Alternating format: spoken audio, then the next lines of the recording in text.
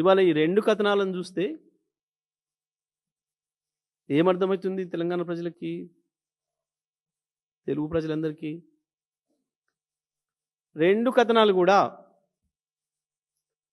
ముఖ్యమంత్రి మొన్న 1వ తారీఖు నాడు పోయి ఎవరి కాళ్ళు ముక్కొచ్చిండో అక్కడనే వచ్చినాయి.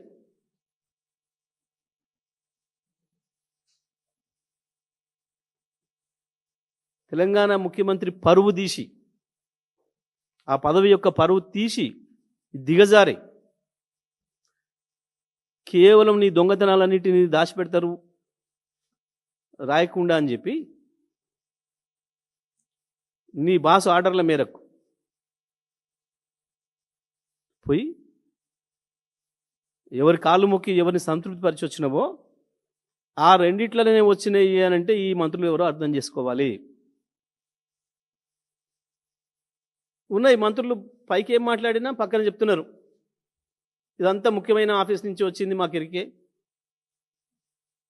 ఇదంతా ముఖ్యమైన ఆఫీస్ కుట్రే మాకెరికే అని మాట్లాడుతున్నారు చాలా స్పష్టంగా.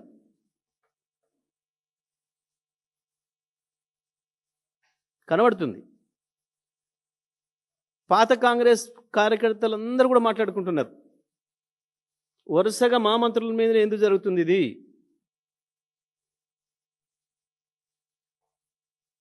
శ్రీధర్ బాబు పాత కాంగ్రెస్, పొన్నం ప్రభాకర్ పాత కాంగ్రెస్, వెంకటరెడ్డి పాత కాంగ్రెస్, బట్టి విక్రమార్క పాత కాంగ్రెస్, వరుసగా పాత కాంగ్రెస్ మంత్రుల మీదనే వస్తున్నాయి. ఎందుకు వస్తున్నాయి? ఏం జరగబోతుంది రేపు భవిష్యత్తు? చాలా స్పష్టంగా కనబడుతుంది. Revanth Reddy to Modi via Babu, via Babu. ఇలా ఖమ్మంలో కనబడ్డది నీ భాగవతం. చాలా స్పష్టంగా తెలుగుదేశం జెండాలు పెట్టుకొని నీ కాంగ్రెస్ సభలో ఏమని విజ్ఞప్తి చేస్తాడు? తెలుగుదేశంని ఖతం చేసిన కేసీఆర్ను పాత్ర పెట్టాలి. బిడ్డ రేవంత్, నీ బాబు చంద్రబాబు ఇట్నే ప్రగల్భాలు పలికి పత్తా లేకుండా పోయిండు తెలంగాణ నుంచి. తెలంగాణలో పాత్ర పెట్టిన ప్రజలు నీ బాబును, నీ పార్టీని. ఇట్లనే ప్రగల్భాలు పలికిండు. ఎక్కడుంటుంది తెలంగాణ? మగల పుట్టింది పువ్వలబోతుంది. ఇట్లే అహంకారంతో నీ లెక్కనే అవాళ నేను ఇక్కడ ఉన్న రాష్ట్రంలో పైన కూడా నా ప్రభుత్వం ఉంది, కేంద్రంలో ఏమున్నది? కేసీఆర్ గింత బక్కపలసినోడు, జేబులో రూపాయి లేదు,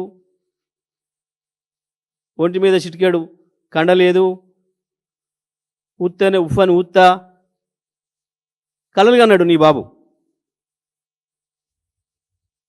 కానీ ఇలా నువ్వే చెప్తున్నావు నీ మాటలతోనే. పాతాళ లోకంలో పాతరేసినారు ప్రజలు, తెలంగాణ ప్రజలు. కేసీఆర్ రాజకీయంగా ఎదుర్కొన్నాడు చంద్రబాబుని, పాలసీలతో ఎదుర్కొన్నాడు. ఇలాంటి చెత్తవాగుడు వాగలే. నేను పాత్ర పెడతాను ఎప్పుడు అనలే.